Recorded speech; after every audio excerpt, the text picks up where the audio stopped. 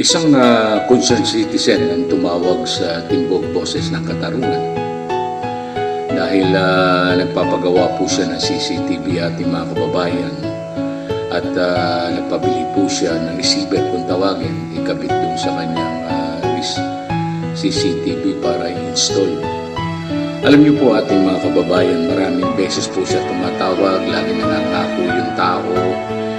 Siyempre po ating mga kababayan, kailangan po ng ating kababayan kaya po nagpagkabit ng CCTV para susugunidad ng kanyang pamilya. Yung mga kababayan natin na nag-i-install ng CCTV, sana po pag gumawa po kayo at nangako ay dapat tuparin nyo. Alam niyo po at kapag tinupad nyo yan, siyempre dadami ang inyong kliyente.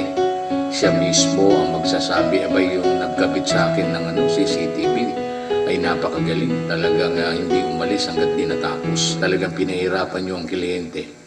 Umpisa pa lang po ay wala na kayong makukuha ang kliyente. At kung gano'n na routine ng inyong hanap buhay ay wala na magtitiwala sa inyo. Hindi gaganda ang buhay nyo pag ganyan ang attitude nyo, ating mga kababayan.